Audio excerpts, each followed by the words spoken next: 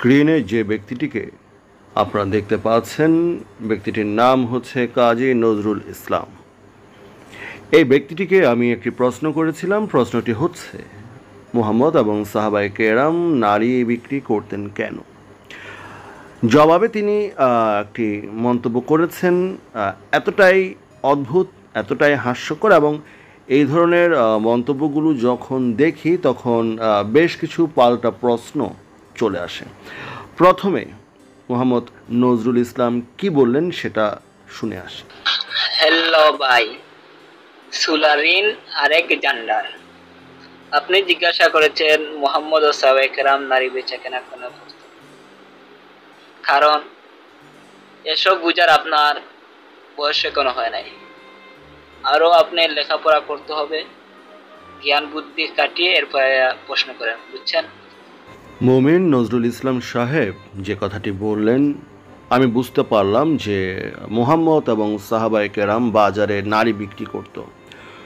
নারীগুলোকে বিক্রি করার আগে তাদের সাথে সহবাসের নামে ধর্ষণ করত, সোজা কথায় নারী নির্যাতন করত, বাজারে নারীদেরকে বিক্রি করত। নারী বিক্রি এবং বিক্রির পূর্ববর্তী সময়ে নারীগুলো ধর্ষণের শিকার হতো। নতুনভাবে তারা যখন অন্য একজন মালিকের কাছে যেত, অর্থাৎ তাদেরকে যে কিনত, সেও একইভাবে এই নারীগুলোকে ধর্ষণ করত।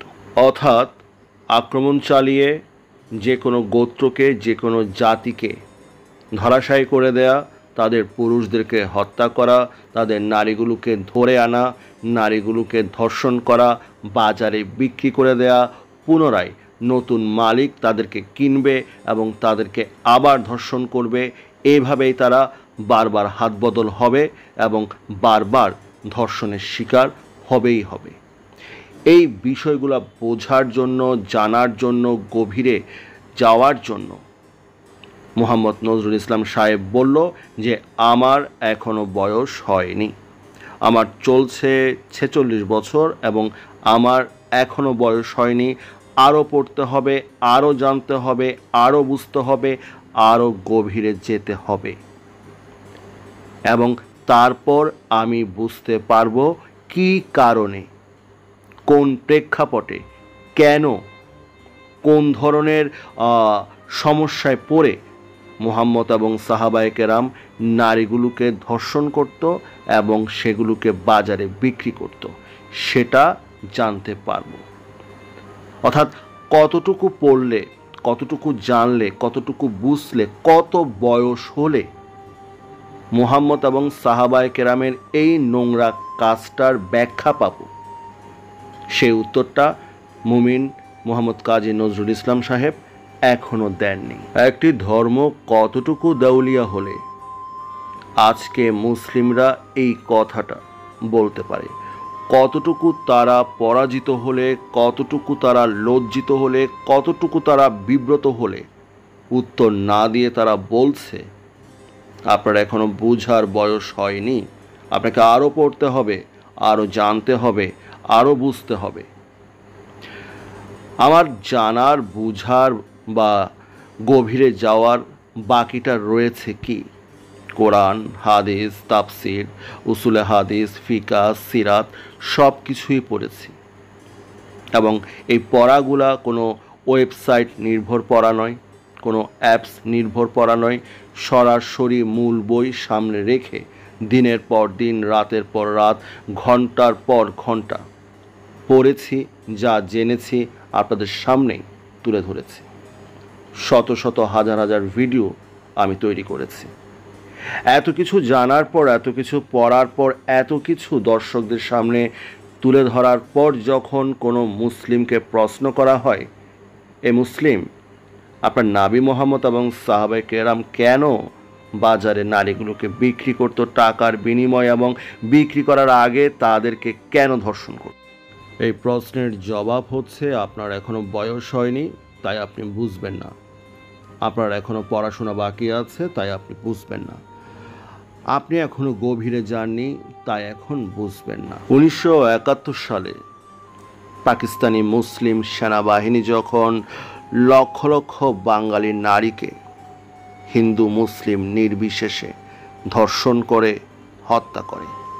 এই ধর্ষণ, হত্যা, বলাৎকার, মানবতা বিরোধী অপরাধের গভীরতা বোঝার জন্য আসলে আমাদের বয়স কতটুকু হওয়া উচিত, আমাদেরকে কতটুকু পড়াশোনা করা উচিত, কতটুকু বোধ বুদ্ধি হলে, কতটুকু জানলে, কতটুকু বুঝতে পারলে আমরা ওই নারীগুলোর কষ্ট, নারীগুলোর যন্ত্রণা, নারীগুলোকে যে নির্যাতন করেছে পাকিস্তানি মুসলিম সেনাবাহিনী, সেটার সম্পর্কে অবগত হতে পারব।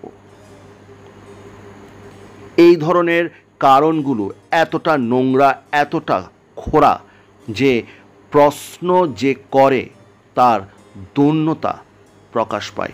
সে ধর্মীয়ভাবে কতটুকু দরিদ্র, সে ধর্মীয়ভাবে কতটুকু অসহায়, সে ধর্মীয়ভাবে কতটুকু পঙ্গু, সেটা তার এই জবাবেই চলে আসে। আপনার এখনো বয়স হয়নি, আপনাকে আরও পড়তে হবে, আরও জানতে হবে, আরও বুঝতে হবে। তারপর আপনি বুঝতে পারবেন যে মুহাম্মদ এবং সাহাবায়ে কেরাম নারী বিক্রি কেন করত। মুহাম্মদ নজরুল ইসলাম, ধরুন আপনার মাকে এখন আপনার পাড়ার মুসলিম চেয়ারম্যান ধর্ষণ করলো। এখন কেউ যদি ধর্ষককে জিজ্ঞেস করে যে আপনি মুহাম্মদ নজরুল ইসলামের মাকে কেন ধর্ষণ করলেন, জবাবে যদি চেয়ারম্যান একই উত্তর দেয়, আপনার এখনো বয়স হয়নি, আপনি এখনো বুঝবেন না। আপনাকে আরও পড়তে হবে, আরও জানতে হবে, আরও বুঝতে হবে। তারপর আপনি বুঝতে পারবেন কেন আমি মুহাম্মদ নজরুল ইসলামের মাকে ধর্ষণ করেছি। একই রকম উত্তর যদি আপনার মায়ের ক্ষেত্রে হয়, তখন কি আপনি এই জবাবটি মেনে নেবেন? উত্তর হচ্ছে না। আপনার পক্ষে এই জবাবটি মেনে নেওয়া সম্ভব নয়। আপনার নবী মুহাম্মদ জঘন্য কাজ করেছে, সেটা স্বীকার করার মতো বুকের পাটা, সেটা স্বীকার করার মতো ঈমানি শক্তি বাংলাদেশ বা ভারতের কোনো মুসলিমের নেই। কোরআন সূরা নিসা আয়াত 24, সহিহ বুখারী সহিহ মুসলিম থেকেই আমরা এই দলিলগুলো পাই। তাফসীর ইবনে কাসির থেকে, সিরাত থেকে আমরা সহিহ সনদে বর্ণিত দলিলগুলো পাই। সুতরাং এগুলোকে অস্বীকার করার ক্ষমতা উপমহাদেশের কোনো মুসলিমের নেই। আর কেউ যদি অস্বীকার করে তাহলে সে কোরআনকে অস্বীকার করলো, তাহলে সে সহিহ হাদিসকে অস্বীকার করলো, এবং এই অস্বীকারের মাধ্যমে সে নিজেকে কাফেরের কাতারে নিয়ে আসলো, মুরতাদের কাতারে নিয়ে আসলো, এবং ইসলামিক দৃষ্টিতে সে একজন মৃত্যুদণ্ডপ্রাপ্ত আসামি। ইসলাম বলছে তাকে কতল করো, কারণ সে কোরআন এবং সহিহ হাদিসকে অস্বীকার করেছে। আপনাদের পালাবার পথ নেই। স্বীকার করলেও বিপদ, স্বীকার না করলেও নিজেরই কল্লা হারাবার ভয়। ধন্যবাদ সকলকে।